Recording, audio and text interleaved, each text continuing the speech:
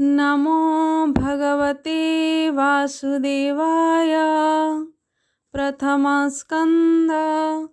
चतुर्थाध्याय। वेदपुराण रचि व्यास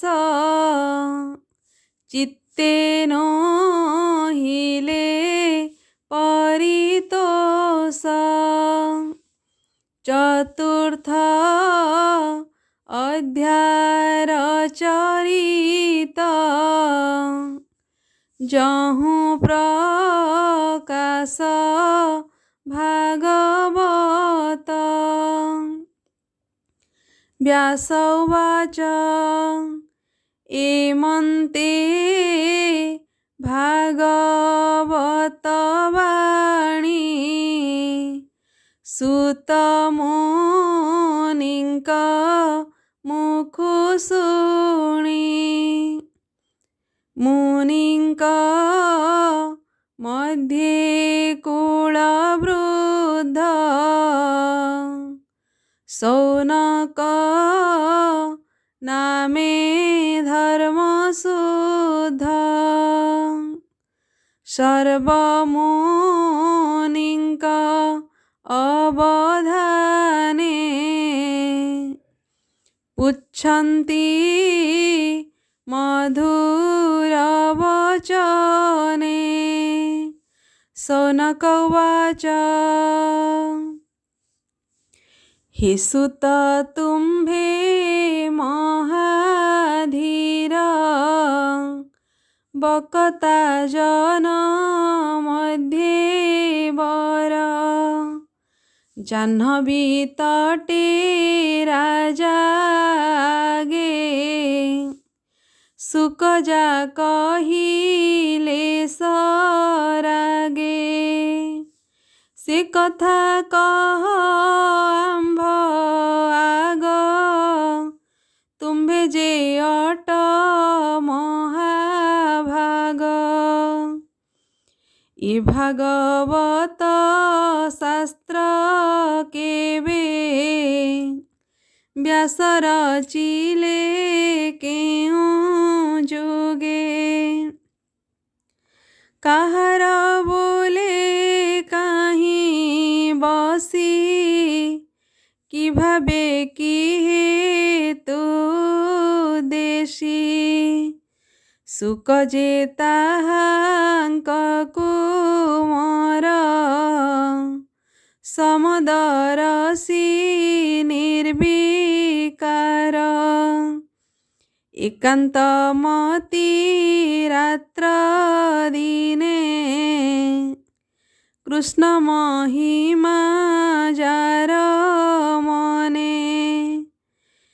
निर्माया मूढ़ता प्रतीति लखी न पारे केहि गति। जाहार आगमन काले देवकन्या एथिले जले। स्वभावे नग्न तांकु देखी धाइले लज्जा कुपेखी। देखिबा अर्थे जल तटे मिलिले सुकंक निकटे। व्यासंकु तांक पछे चाही जले पशिले बेगे जाई। स्वभावे से सुरजुवती जानन्ति सर्व प्राणी गति। देखि कन्यांक मूढ़ गति चंचल व्यासंकर मति। पुण्य क्षण के पाई शांति कन्यांकु चाही पचारंती। ଅଇଲ ମୋର ପୁତ୍ର ଚାହିଁ କିମ୍ପା ପଶିଲ ଜଳେ ଯାଇ ଏକିସ ତୁମ୍ଭର ବେଭାର ସେ ସୁକ ମୋହର କୁମର ତରୁଣ ବୟସ ତାହାର ଏ ବୃଦ୍ଧ ଶରୀର ମୋହର ବ୍ୟାସ ବଚନେ ନାରୀ ଗଣେ ତକ୍ଷଣେ ନମିଲେ ଚରଣେ ବୋଲନ୍ତି ବ୍ୟାସ ମୁଖ ଚାହିଁ ସଂସାର ତାଙ୍କ ହୃଦେ ନାହିଁ ସ୍ତ୍ରୀ ପୁରୁଷ ନ ଜାଣନ୍ତି ସମସ୍ତ ଏକ ଭାବେ ଚିନ୍ତି ତୁମ୍ଭେ ଯେ ବୋଲ ଆମ୍ଭେ ବୃଦ୍ଧ ବିଷୟର ସେ ଅଛି ସାଧ ଏ ଘେନି ହୋଇଲୁ ଅନ୍ତର ଆମ୍ଭର ଦୋଷ କ୍ଷମା କର ଏମନ୍ତେ ଗଲେ ନାରୀ ଗଣେ ସୁକ ରହିଲେ ସେହି ବନେ ସେ ସୁକ ମୁନି କିସ କାର୍ଯ୍ୟେ ପ୍ରବେଶ କଲେ କୁରୁ ରାଜେ ଜଡ଼ ଉନ୍ମତ୍ତ ପ୍ରାୟ ହୋଇ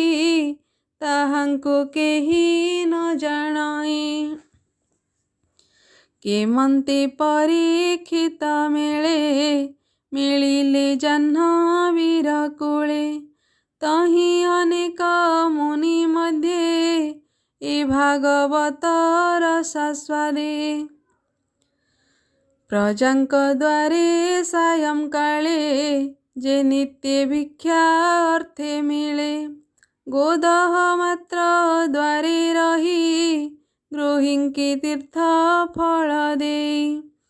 ସେ ମୁନି ପରୀକ୍ଷିତ ମିଳେ ମିଳିଲେ ପୂର୍ବ ପୁଣ୍ୟ ଫଳେ ସେ ପୁଣି ଭାଗବତ ଶାସ୍ତ୍ର କହିଲେ ତ ଆଚମ୍ବିତ ସେ ଭାଗବତ ପରୀକ୍ଷିତ ସ୍ୱଭାବେ ଅଭିମନ୍ୟୁ ସୁତ ତାହାଙ୍କ ଜନ୍ମ କର୍ମ ଯେତେ କହିବା ଆମ୍ଭର ଅଗ୍ରତେ ଅତି ଅଦ୍ଭୁତ ଅଛୁ ଜାଣି ଏବେ ତରିବୁ ତାହା ଶୁଣି ସେ ସର୍ବ ରାଜାଙ୍କର ସାର ପାଣ୍ଡବ ବଂଶେ କୀର୍ତ୍ତିଧର ରାଜ ସମ୍ପଦ କରି ଦୂର କିମ୍ପା ରହିଲେ ଗଙ୍ଗା ତୀର ଶତ୍ରୁ ରାଜାଏ ଚାର ପାଦ ନମନ୍ତି ଦେଇଣ ସମ୍ପଦ ଯୁବା ବୟସେ ନରପତି ତେଜିଣ ଅଚଳ ବିଭୂତି ଯେହୁ ଶରୀର ଏ ସଂସାରେ ବହଇ ପର ଉପକାରେ ହରିଚରଣ ଚିନ୍ତି ଚିତେ ଯେ ରାଜା ବର୍ତ୍ତେ ଜନହିତେ ସେ କିମ୍ପା ଛାଡ଼ିଲେ ଜୀବନ ଉପେକ୍ଷୀ ଗୃହ ଧନ ଜନ କହ କାରଣ କିବା ଅର୍ଥେ ସଂଶୟ ଛାଡ଼ିବ ଯେ ମନ୍ତେ ତୁମ୍ଭେ ସକଳ ବିଦ୍ୟା ପର କହ ସଂଶୟ ଯାଉ ଦୂର ଏମନ୍ତେ ସୌନ କବଚନେ सकल प्रश्न अनुमाने कहन्ति सुत महारुषि मुनिंक प्रश्न परशंसि सुत उवाच शुण सकल मुनिजन श्रीकृष्ण चरित विधान त्रेतया जुग भोगन्ते द्वापर जुग उपगते पराशरंक वीर्यजुते योजन गंधा गर्भगते विष्णुरंशे व्यास मुनि जन्मिले नर देह घेनि से एक दिने प्रातः काले स्नान सारी गंगा जले एकांते बदरिकाश्रमे बसीण निश्चल आसने परवर ज्ञान जाने सकल शास्त्र परिमाणे जे काल पुरुषर बळे जुगे उड़ंती अंतराले ताहाकु न देखन्ति केही ब्रह्मांड मध्ये देह बही प्राणींक बल नित्य हरे जुग स्वभाव अनुसारे कଳି आगमे प्राणींकर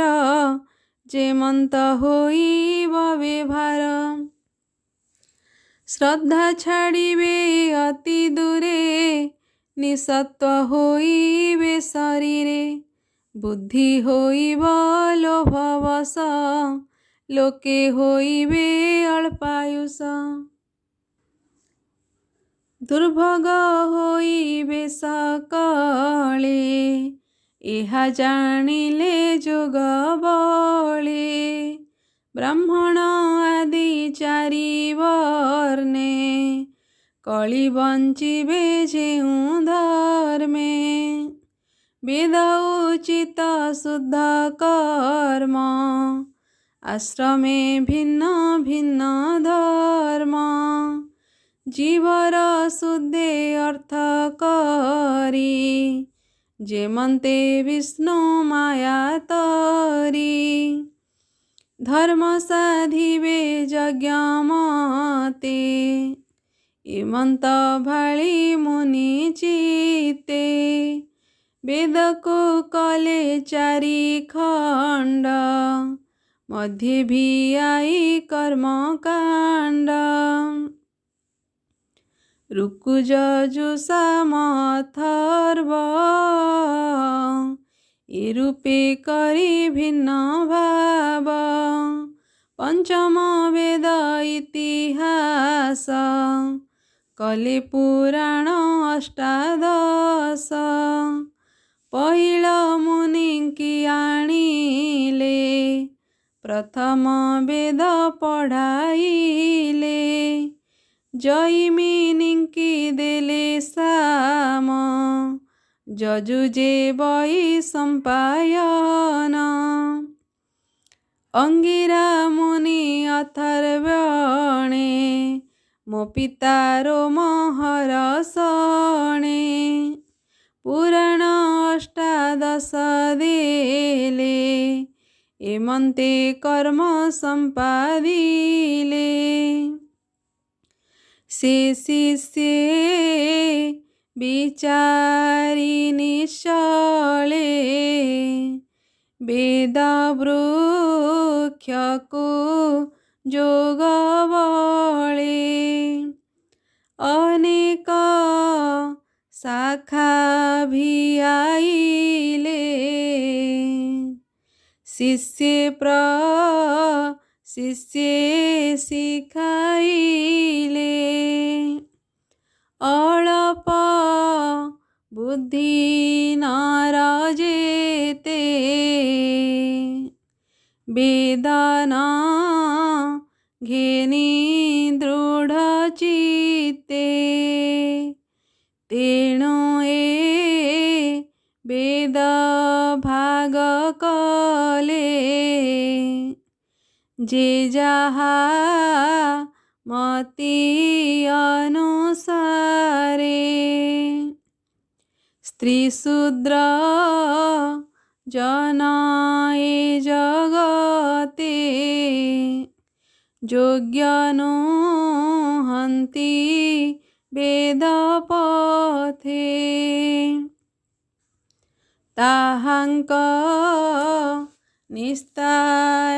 निस्तारणार्थे उपाय चिन्ति दया चित्ते बुद्धिमन्दरे वेदमन्थि भारत पदबन्धे गुन्थि वेदोद्धारी सारार्थ सृजिले पुराण भारत प्राणीଙ୍କୁ निस्तारिबार्थे ए रूपे सृजी वेदमते कले सर्वधर्म जेते तोषण हिले हृदगते आश्रम सरस्वती कूले मन जे न रहे निश्चले जोगे न पारी चित्त धरी चंचले मन्त विचारी अति कोठरे वेदाग्नि पूजी गुरुंक आज्ञा माने कर्मर नाश नाही तेणे मु जाहा करिछि निर्माणे जेउ भारत वेद सारे कली स्त्री शूद्र तारी बारे तेबे निर्मल नहे मन चिंता नाले